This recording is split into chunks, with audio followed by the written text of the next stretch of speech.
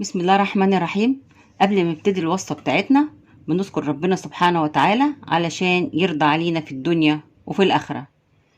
اللهم في هذا اليوم اجعلنا ممن عفوت عنهم ورضيت عنهم وغفرت لهم وحرمتهم على النار وكتبت لهم الجنة، احنا وأحبابنا وأولادنا وانتم إن شاء الله. آمين آمين آمين. وصلى الله وسلم على سيدنا محمد وعلى آله وصحبه أجمعين. النهارده بقى هنعمل وصفة دبابيس بطريقة جديدة خالص، لا فيها قلي ولا فيها زيت كتير ولا فيها ما فيهاش زيت خالص يعني، وبطريقة مختلفة عن اللي احنا بنعرفها كل مرة.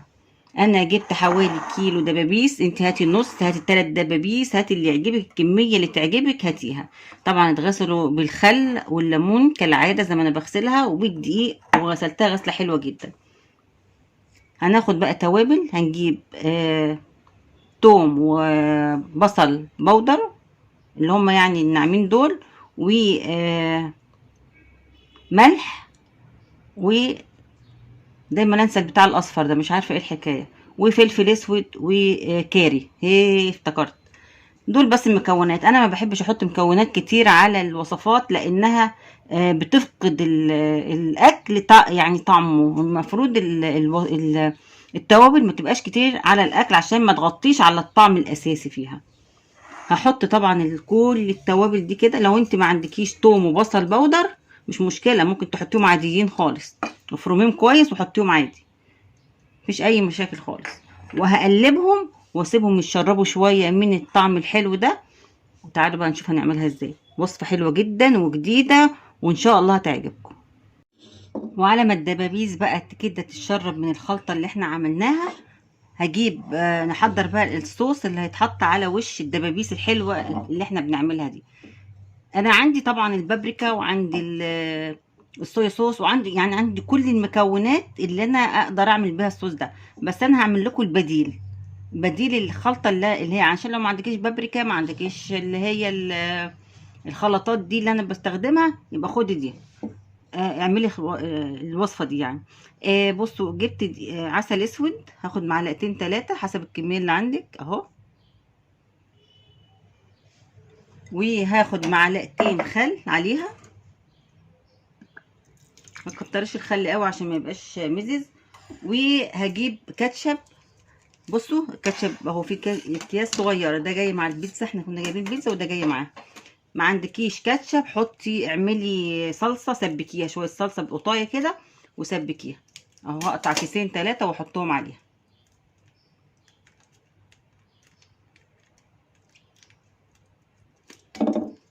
انا بحط كل 2 مع بعض اهو كده.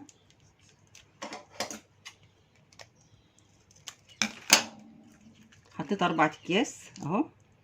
طبعا احنا مش هنحتاج بقى نحط سكر ولا هنحتاج نحط اي حاجه، لان العسل الاسود مسكر بما فيه الكفايه. لو احتاج ملح حطي ملح اهو. ونقلب نقلب نقلب نقلب كده. ممكن نحط كمان شويه توابل، نسيت اجيب التوابل. هحط كمان شويه توابل اللي انت عايزاها. ممكن تحطي زعتر، تحطي روزماري، تحطي بابريك بتاع ده اسمه ايه اللي انا بنساه برضو، اللي هو الكاري.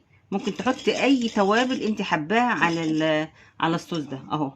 بصوا، اظن بقى كده انا قلت لكم كل البدايل، مش عارفه اقول لكم ايه تاني بقى. اهو شايفين. انا لقيته محتاج ملح، حطيت شويه ملح، وكمان هحط نص ليمونه. كل الحاجات دي بتدي طعم حلو قوي للوصفه. بصوا، نص ليمونه، ليمونه اللي يعجبك يعني. وكمان هحط معلقه صغيره توم وبصل بودر، والمعلقه الكاري اللي انا بنسى اسمها اهو.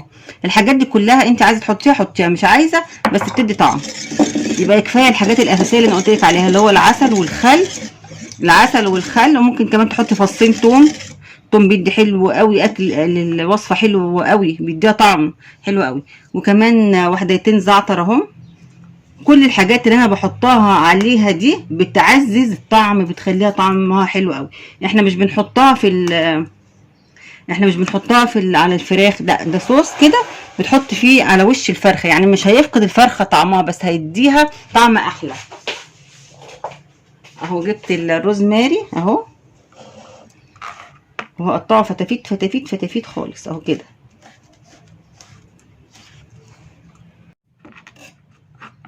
اهو بعد ما قطعتهم اهو صغنطوط خالص. الروزماري عندك حطي، ما عندكيش ما تحطيش مش مشكله. قلت لك الحاجات دي كلها مجرد الطعم، يعني بتدي طعم وبتعززه بس مش اكتر. اهو كده الصوص بتاعنا جاهز معانا. ونيجي بقى نشوف الدبابيس هنعمل فيها ايه. وجبت الطاسه اللي انا هعمل فيها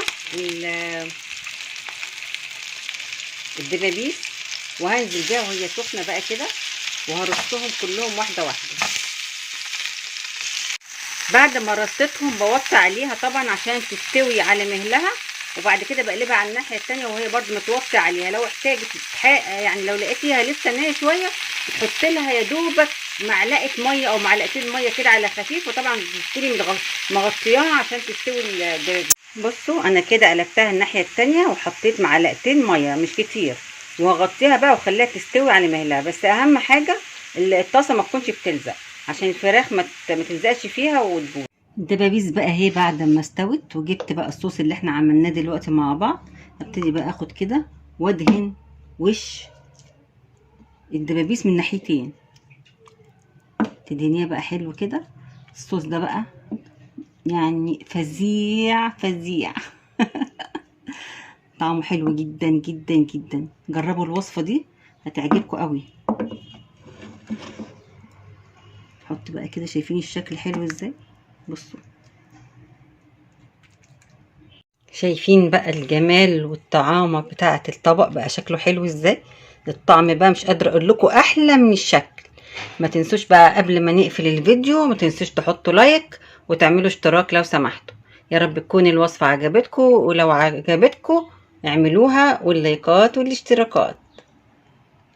شايفين الجمال، شايفين الصوص. شكرا.